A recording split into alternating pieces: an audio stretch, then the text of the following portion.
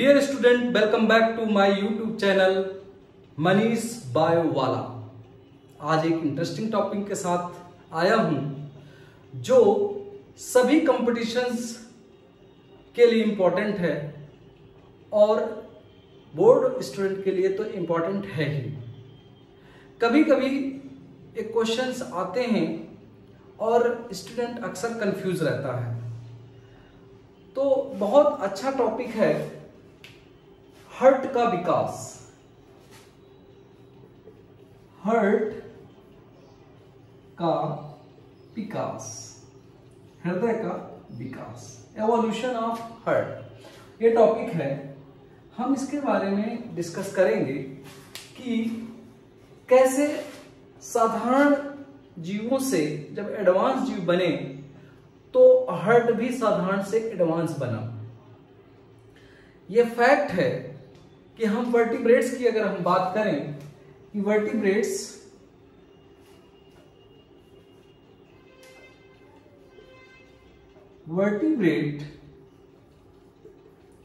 जो जीव हैं, वर्टिब्रेट्स में क्या आते हैं? कशेरुकी जीव आते हैं। कशेरुकी जो जीव होते हैं, जिनमें कशेरुकी जीव क्या है, क्योंकि ये भी कंफ्यूजन रहता है। कशेरुकी का मतलब क्या होता है कि उनके पीठ वाली जो हड्डी है, नोटोकार्ड है, वो वर्टिब्रल कॉलम में बदल गई है। उनको कहते हैं कशेरुकी यानी कि वर्टिब्रेट्स। इनमें जो वर्टिब्रेट आपका है, वर्टिब्रेट्स में कुछ क्लासेस हैं, कुछ वर्ग हैं। जैसे आपका आता है फिशेस बोलते हैं, फिशेस हो गया। फिर इसके बाद आता है एम्फीबियंस हो गया। मैं उदाहरण भी बताऊंगा कि क्या क्या आता है इनमें। एम्फीबियंस, उभयचर, और इसके बाद आता है सरीसृप रेप्टाइल, और आता है एविस बर्ड्स, और फिर आता है मैमल, स्तनधारी। एक बार मैं हिंदी भी लिख सकता हूं। स्पीशीज मतलब फिशेस, मछली, स्पीशीज बोलते हैं उसको, और एम्फीबियंस उभयचर, रेप्टाइल सरीसृप, एविस पक्षी वर्ग, और मैमल्स स्तनधारी। Fishes, amphibians, reptile, Aves and mammals. अब हम बात करते हैं कि स्पीशीज ग्रुप में, वर्ग में किस तरह का हृदय था। तो देखिए, हृदय की हम बात करें तो स्पीशीज ग्रुप में केवल दो ही चैम्बर थे, एक इस तरह से और दूसरा ये।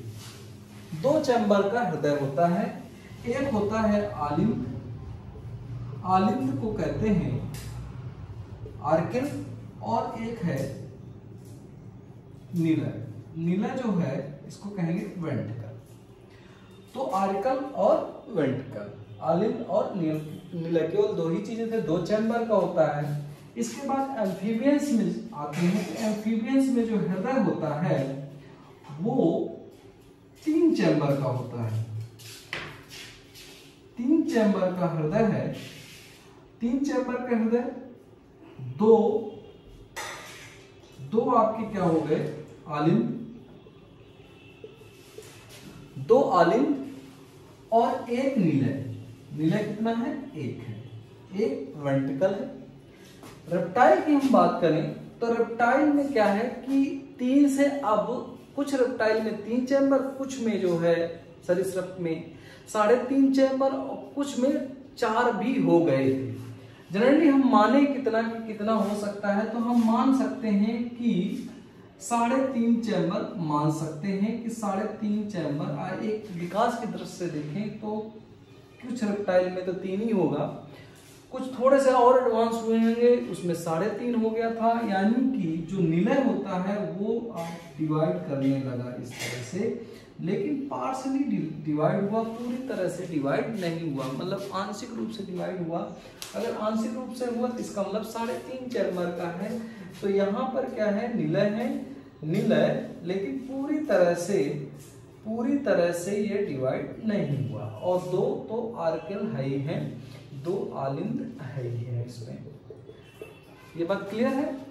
एक बार और बात बता दें कि 4 चैम्बर का किसमें होता है, कौन से ऐसे रेप्टाइल हैं, सरीसृप हैं जिसमें 4 चैम्बर का होता है, वो है आपका मगरमच्छ, क्रोकोडाइल।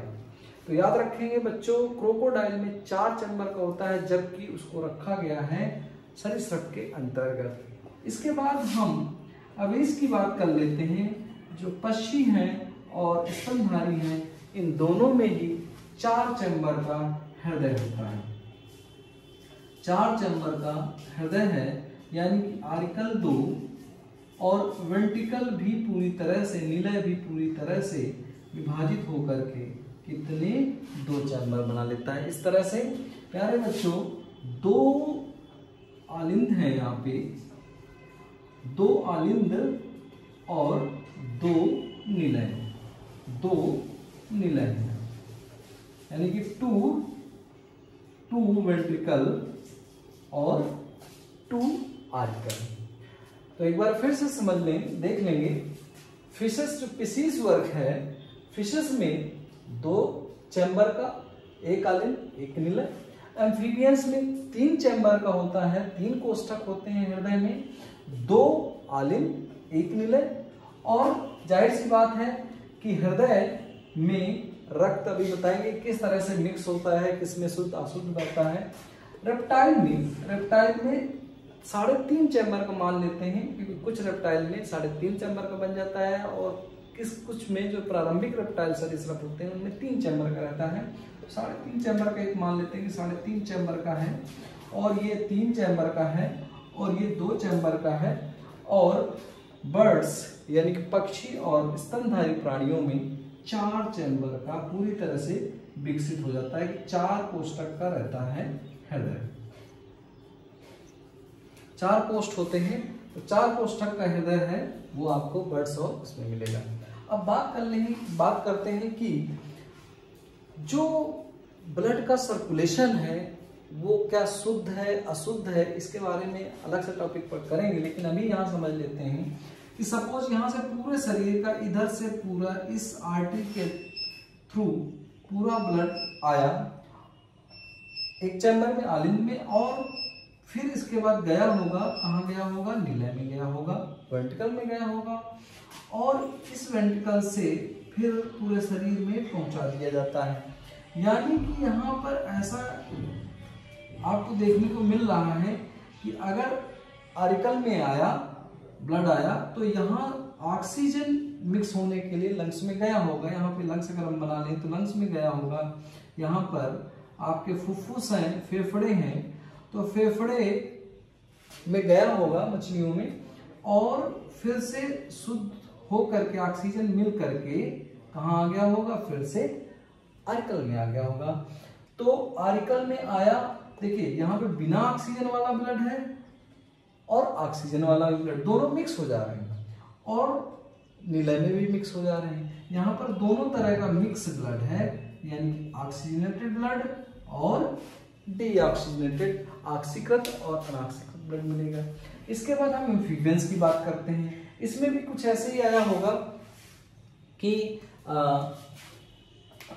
एक तरफ से पूरा शरीर वेन्स के थ्रू आया आपके दाहिने आलिंद में, राइट आर्टिकल, और इसके बाद गया फेफड़े में, फेफड़े में ऑक्सीजन से मिला, पहले ऑक्सीजन नहीं थी, और मिलने के बाद यहाँ पर फिर से आपके लेफ्ट आर्टिकल में ब्लड आ गया ऑक्सीजन युक्त। ऑक्सीजन युक्त आया तो यहाँ पे देखो दोनों आलिंद ये काम कर रहे हैं कि एक चैम्बर में ऑक्सीजन युक्त है, दूसरे चैम्बर में ऑक्सीजन युक्त ब्लड नहीं है, ठीक है। लेकिन निलय क्या करेगा, पूरे शरीर में ब्लड भेजेगा, तो इसका मतलब क्या हुआ कि ये मिक्स हो गया होगा फिर से। कैसे मिक्स हो गया, क्योंकि आलिंद बिना ऑक्सीजन वाला आके यहाँ पे निलय में गया आलिंद से, और जो बायां आलिंद है वहां से फिर से आ गया निलय में, तो फिर से मिक्स हो गया। तो यहाँ पर मिक्सिंग है। इसके बाद रेप्टाइल की बात करें, जहां पे 3.5 चैम्बर का हृदय है, यहाँ पर एक तरफ से तो आया डीऑक्सीजनेटेड ब्लड यानी कि अनऑक्सीकृत वाला, फिर गया ऑक्सीजन मिलाने के लिए लंग्स में, फिर लंग्स से फिर से वापस आ गया, कहाँ पे आया, बाएं आलिंद में। और फिर देखिए इस चैम्बर में कहीं तक तो ब्लड बिना ऑक्सीजन वाला गया था, यहाँ पर बिना ऑक्सीजन वाला ब्लड गया था, और इधर ऑक्सीजन युक्त ब्लड है तो राइट लेफ्ट आलिंद से कहाँ जाएगा, नीला में। तो यहाँ पर कुछ तो ऑक्सीजन है ब्लड में, तो जाहिर सी बात है पूरी तरह से अगर चैम्बर नहीं बना है तो मिक्सिंग तो होगी, लेकिन मिक्सिंग कम हुई होगी। यानी कि यहाँ से प्रक्रिया शुरू ये हो गई कि मिक्सअप अब धीरे धीरे अलग हो रहा है, धीरे धीरे अलग हो रहा है, पूरी तरह से नहीं अलग हुआ है। लेकिन जैसे ही हम एडवांस की तरफ बढ़ते हैं, थोड़ा सा एडवांस प्राणी आते हैं जहाँ पे बर्ड्स और मैमल्स आते हैं, वहाँ पर 4 चैम्बर का हृदय होता है और एक तरफ जो है बिना ऑक्सीजन वाला ब्लड रहेगा, और फिर से राइट आर्कल और राइट वेंट्रिकल दाहिना आलिंद और दाहिना निलय में बिना ऑक्सीजन वाला है, और दूसरी तरफ बाएं की तरफ ऑक्सीजन युक्त ब्लड दोनों तरफ रहेगा, बाएं आलिंद में भी रहेगा ऑक्सीजन युक्त और बाएं निलय में भी ऑक्सीजन युक्त रहेगा, जो पूरी बॉडी में भेज दिया जाए। इसके लिए हम अलग से हृदय पढ़ेंगे बर्ड्स और मैमल्स का, ह्यूमन का बेसिकली पढ़ेंगे कि किस तरह से वहाँ पर ब्लड ऑक्सीजनेटेड कैसे आता है और कहाँ जाता है, ये पूरी डिटेल हम पढ़ेंगे। तो मेरे ख्याल से बच्चों हमें सिर्फ इतना ही बताना था कि हृदय का जो विकास हो रहा था वो देखिए साधारण से एडवांस होता चला जा रहा है। जैसे जैसे प्राणी भी एडवांस होते चले जा रहे हैं, वैसे वैसे हृदय का विकास भी एडवांस होता चले, यानी कि पैरेलल हो रहा है हृदय और प्राणियों, जितना ज़्यादा एडवांस प्राणी उतना ज़्यादा उसका हृदय भी एडवांस होता चला जा रहा है। ये हमको बात याद रखनी है। फिशेस के उदाहरण तो फिश जानते हो जितने फिशेस हैं, और मैं एक चीज़ और बताता हूँ कि 4 फिशेस ऐसी हैं जिनका नाम के आगे फिश है, लेकिन वो फिश नहीं है, मछली नहीं है, मछली नहीं है। सिल्वर फिश है ना, झींगा मछली, ये स्टार फिश, डेविल फिश, ये देखो 4 बताया मैंने, और एक और है और सिल्वर फिश। ये फिश नहीं है, लेकिन नाम जरूर इनके आगे लगा है फिश। एम्फीबियंस का उदाहरण, उभयचर का उदाहरण आपको पता है, एम्फीबियंस का सैलामेंडर हो गया, मेढक हो गया, ये है। रेप्टाइल यानी कि सरीसृप के उदाहरण कितने हैं, जो सांप आते हैं सरीसृप में, कछुआ जो आता है, टर्टल जो आता है, और क्रोकोडाइल की स्टार पॉइंट लिख लेना कि 4 चैम्बर का होता है क्रोकोडाइल में। क्रोकोडाइल जो होता है, क्रोकोडाइल जो आता है मगरमच्छ, क्रोकोडाइल सरीसृप में आता है, लेकिन 4 चैम्बर रखता है वो। और बर्ड्स, एविस का मतलब बर्ड्स और मैमल्स, इनमें 4 चैम्बर का है। ठीक है, तो ये बात आई होप सबको समझ आए हुई प्यारे बच्चों। इसको पूरा ध्यान रखिए क्योंकि ये बेसिक है और यही कंपटीशन में पूछा भी जाता है। इससे बहुत सारे क्वेश्चन बनते हैं और कंफ्यूजन भी क्रिएट होता रहता है, किस में ब्लड मिक्स होगा, किस में मिक्स नहीं होगा। तो इस चीज़ को ध्यान रखेंगे और लगातार देखते रहिए। Keep learning, keep watching, share and subscribe Manish Biowala. Thank you so much.